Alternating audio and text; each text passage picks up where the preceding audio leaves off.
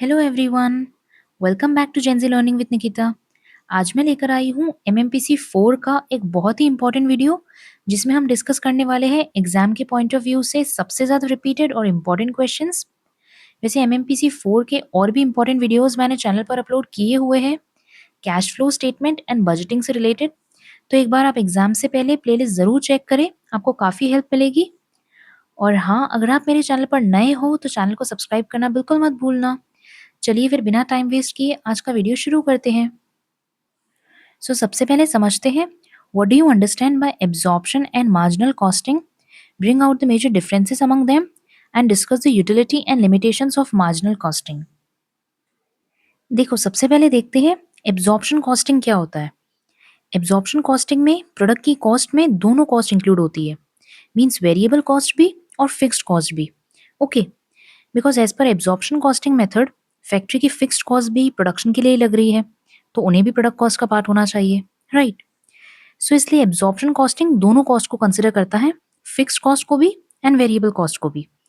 For example, अगर एक product बनाने में वेरिएबल कॉस्ट 50 रुपीज़ लग रही है और फिक्स्ड कॉस्ट 20 रुपीज़ लग रही है, तो टोटल प्रोडक्ट कॉस्ट कितनी हुई? 70 रुपीज़। मीन्स इसमें हमने variable cost and fixed cost दोनों को इंक्लूड किया। ओके, सो एब्जॉर्प्शन कॉस्टिंग में सभी कॉस्ट को एब्जॉर्ब करके टोटल प्रोडक्ट कॉस्ट निकाली जाती है। So this is absorption costing. Okay, उसके बाद अब आते हैं मार्जिनल कॉस्टिंग पर। देखो, मार्जिनल कॉस्टिंग थोड़ा डिफरेंट कॉन्सेप्ट फॉलो करता है। इसमें प्रोडक्ट की कॉस्ट कैलकुलेट करते वक्त सिर्फ वेरिएबल कॉस्ट को कंसिडर किया जाता है, मीन्स फिक्स्ड कॉस्ट को प्रोडक्ट की कॉस्ट नहीं माना जाता, फिक्स कॉस्ट को पीरियड कॉस्ट माना जाता है, यानी वो डायरेक्टली पीएनएल अकाउंट में चले जाते हैं, प्रोडक्ट से लिंक नहीं होते। ओके, फॉर एग्जाम्पल, अगर वेरिएबल कॉस्ट 50 रुपीज़ है एंड फिक्स कॉस्ट 20 रुपीज़ है, तो प्रोडक्ट कॉस्ट 50 रुपीज़ ही रहेगी। So as per marginal costing इसमें सिर्फ वेरिएबल कॉस्ट को कंसिडर करेंगे हम। सो प्रोडक्ट की कॉस्ट 50 रुपीज़ ही रहेगी एंड फिक्स कॉस्ट अलग से रिकॉर्ड होगी पीएनएल अकाउंट में एक्सपेंसेस के तौर पर। Okay, so this is marginal costing. Means इसमें आउटपुट लेवल चेंज होने पर, मतलब अगर हम ज़्यादा प्रोडक्शन कर रहे हैं तो जो वेरिएबल कॉस्ट इंक्रीज होगी उसी को कंसिडर किया जाता है, फिक्स कॉस्ट को नहीं। ओके, अब एक बारी हम मेजर डिफरेंसेस देख लेते हैं between absorption costing and marginal costing. On the basis of product cost तो मैंने आपको बता ही दिया। एब्जॉर्प्शन कॉस्टिंग में variable cost and fixed cost दोनों इंक्लूड की जाती है प्रोडक्ट कॉस्ट में, एंड मार्जिनल कॉस्टिंग में ओनली वेरिएबल कॉस्ट को कंसिडर किया जाता है। Then on the basis of fixed overheads या फिर फिक्स्ड कॉस्ट, एब्जॉर्प्शन कॉस्टिंग में फिक्स्ड कॉस्ट प्रोडक्ट में ऐड होती है एंड मार्जिनल कॉस्टिंग में पीएनएल में एक्सपेंसेस में जाती है।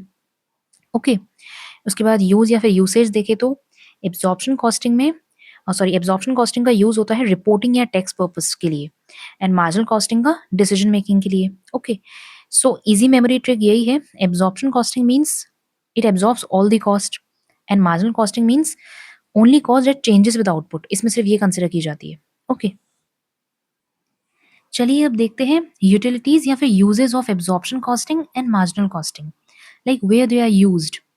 सो absorption costing is useful for legal reporting या फिर tax calculation and audit purpose में, या फिर जब हमें नॉर्मल सेलिंग प्राइस डिसाइड करनी हो, या फिर लॉन्ग टर्म प्राइसिंग डिसाइड करनी हो, या फिर लॉन्ग टर्म प्रॉफिट एनालिसिस के टाइम, क्योंकि इसमें हमें टोटल कॉस्ट की पिक्चर मिल जाती है, right. And marginal costing is useful for break even analysis या फिर मेक और बाय डिसीजंस में, या स्पेशल ऑर्डर प्राइसिंग सेट करने में, या फिर कोई शॉर्ट टर्म डिसीजंस लेते टाइम, या फिर प्रॉफिट प्लानिंग में, क्योंकि मार्जिनल कॉस्टिंग चेंजेस दिखाता है, लाइक प्रोडक्शन बढ़ने या कम होने पर कॉस्ट कैसे बिहेव करेगी। Okay, so these are the uses of absorption costing and marginal costing. उसके बाद एक लास्ट चीज देख लेते हैं इस कॉन्सेप्ट में, limitations of marginal costing. Marginal costing की कुछ लिमिटेशंस भी होती है, जैसे मार्जिनल कॉस्टिंग फिक्स कॉस्ट को इग्नोर कर देता है प्रोडक्ट कॉस्ट में, सो ये लॉन्ग टर्म प्राइसिंग के लिए रिस्की हो सकता है। ओके, देन ये लीगल फाइनेंशियल रिपोर्टिंग में यूज नहीं होता, मीन्स मार्जिनल कॉस्टिंग सिर्फ इंटरनल यूज के लिए है। And it is not suitable way of fixed cost is very high, means जहाँ फिक्स्ड कॉस्ट बहुत ज़्यादा हाई होता है, जैसे आईटी इंडस्ट्री में या फिर एयरलाइंस या टेलीकॉम इंडस्ट्री में, सो यहाँ मार्जिनल कॉस्टिंग सूटेबल नहीं होती, बिकॉज यहाँ पर मार्जिनल कॉस्टिंग इनकम्प्लीट पिक्चर देता है, right. So these are some limitations of marginal costing. So in conclusion we can say absorption costing is equals to total cost and marginal costing is equals to variable cost, and absorption costing use की जाती है reporting के लिए और marginal costing decision making के लिए। Okay, दोनों ही methods बहुत इंपॉर्टेंट है और एग्जाम्स में इनके कॉन्सेप्ट्स लाइक मीनिंग, इनका कंपैरिजन, यूजेस एंड लिमिटेशन सब पूछा गया है। सो अगर आप इस तरह से आंसर कर लिख के आते हो, लाइक पहले introduction, then comparison, then uses, then limitations, then conclusion, जिस तरह से मैंने समझाया है, सो आप डेफिनेटली अच्छा स्कोर कर सकते हो। So I hope it's clear now. Okay, अब देखते हैं what is activity based costing, discuss the merits and demerits of the system of costing and explain the application process of ABC costing. So चलिए अब देखते हैं what is activity based costing. देखो, in simple words, ABC costing एक ऐसा costing system है जिसमें cost को एक्टिविटीज के बेसिस पर एलोकेट किया जाता है। इट मीन्स प्रोडक्ट की कॉस्ट को एक्टिविटीज के बेसिस पर कैलकुलेट करना। फॉर एग्जाम्पल, जैसे देखो, कंपनी में प्रोडक्ट बनाने के लिए बहुत सारी एक्टिविटीज होती है, जैसे मटेरियल्स को रिसीव करना, मशीन का सेटअप करना, प्रोडक्शन चलाना, इंस्पेक्शन करना, पैकिंग करना, एंड हर एक्टिविटी की एक कॉस्ट होती है, right.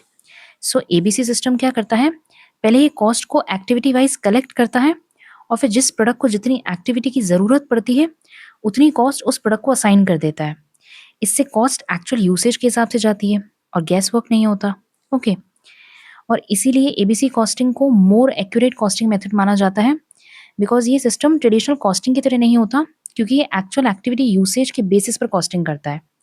Okay, so this is activity based costing.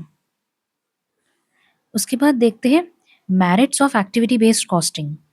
देखो, एबीसी कॉस्टिंग के काफ़ी बेनिफिट्स होते हैं, स्पेशली जहाँ ओवरहेड्स हाई होते हैं। सबसे पहला मेरिट है मोर एक्यूरेट कॉस्टिंग। मीन्स क्योंकि हर कॉस्ट एक्टिविटी के बेसिस पर लगती है।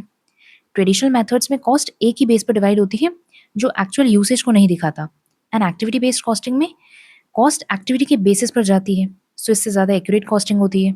ओके, देन सेकेंड मेरिट है हेल्प्स आइडेंटिफाई वेस्ट। मीन्स कौन सी एक्टिविटी ज़्यादा कॉस्ट ले रही है, कहाँ वेस्ट हो रहा है, एबीसी से ये सब क्लियर दिख जाता है, सो इससे वेस्टेज रिड्यूस होती है। Okay, then better decision making. Means product की pricing, product discontinuation, outsourcing, ABC costing से ये सब डिसीजन ज़्यादा रिलायबल हो जाते हैं। Then improves cost control. Means management easily देख सकती है कि कॉस्ट किस एक्टिविटी से बढ़ रही है, तो उस एक्टिविटी को इम्प्रूव किया जा सकता है, right. So these are the merits और benefits of activity based costing. Okay, उसके बाद देखते हैं demerits of activity based costing. जैसे हर सिस्टम के ड्रॉबैक्स होते हैं, ऐसे एक्टिविटी बेस्ड कॉस्टिंग में भी कुछ चैलेंजेस होते हैं, जैसे complex and time taking. Means activities को आइडेंटिफाई करना, कॉस्ट ड्राइवर्स फाइंड करना, देन डेटा कलेक्ट करना, ये सब टाइम कंज्यूमिंग होता है, right. Then second, costly to implement. Means software, training, data collection, इसमें बहुत सारी चीज़ें इंक्लूड की जाती है, सो स्मॉल फॉर्म्स अफोर्ड नहीं कर पाते। Then too much data required. Means हर एक्टिविटी का डेटा मेंटेन करना टफ होता है, स्पेशली जहाँ ऑपरेशंस डेली चेंज होते हैं तो। ओके, देन एम्प्लॉयज़ रेजिस्ट कर सकते हैं। मीन्स नया सिस्टम, नए रिपोर्ट्स, लोग इनिशियली अपोज करते हैं इसे। So these are the demerits and challenges of activity based costing. Okay, चलिए अब देखते हैं application process of activity based costing. Means कौन कौन से स्टेप्स इन्वॉल्व होते हैं एबीसी कॉस्टिंग को अप्लाई करने में। सो एबीसी कॉस्टिंग का प्रोसेस बहुत सिस्टमैटिक होता है, बस इन 4 स्टेप्स को याद रखना। स्टेप 1 है आइडेंटिफाई एक्टिविटीज़। सबसे पहले एक्टिविटीज़ को आइडेंटिफाई करना। मीन्स कंपनी में कौन कौन सी मेजर एक्टिविटीज़ हो रही है, जैसे ordering, setup, production, quality check, packing etcetera. Then step 2 है आइडेंटिफाई कॉस्ट ड्राइवर्स। मीन्स अभी डिसाइड करो कि किस चीज़ से कॉस्ट चेंज होती है, जैसे number of orders, machine hours या लेबर आवर्स, या फिर नंबर ऑफ इंस्पेक्शंस, यही कॉस्ट ड्राइवर्स होते हैं, राइट। देन स्टेप 3 है calculate activity cost pools. Means हर एक्टिविटी का टोटल कॉस्ट एक्यूमुलेट करो। फॉर एग्जाम्पल, जैसे क्वालिटी चेकिंग का टोटल कॉस्ट 5 लाख रुपीज़ है, इसी तरह से। ओके, देन स्टेप 4 है असाइन कॉस्ट टू प्रोडक्ट्स। अब प्रोडक्ट ने जितनी एक्टिविटी यूज़ की हो उसके बेसिस पर कॉस्ट एलोकेट कर दो। सो जिस प्रोडक्ट ने ज़्यादा इंस्पेक्शन करवाया वो ज़्यादा कॉस्ट लेगा। So this is fair and logical, right. So ये स्टेप्स होते हैं एबीसी कॉस्टिंग को अप्लाई करने के। Okay, so in conclusion, ABC costing यही है, एक्टिविटीज़ को आइडेंटिफाई करना, उनकी कॉस्ट कैलकुलेट करना, देन प्रोडक्ट को कॉस्ट असाइन करना based on the usage. Okay,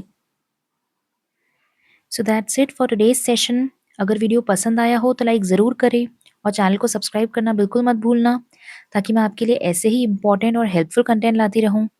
और हाँ, वीडियो को अपने फ्रेंड्स के साथ भी शेयर करना, शायद उनके लिए भी ये काफ़ी यूज़फुल हो। सो चलिए मिलते हैं नेक्स्ट वीडियो में। Till then bye and happy learning.